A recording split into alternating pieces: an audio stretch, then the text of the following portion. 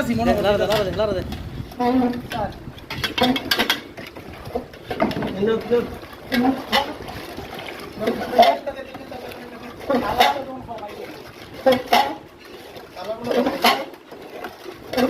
বরফ কইবে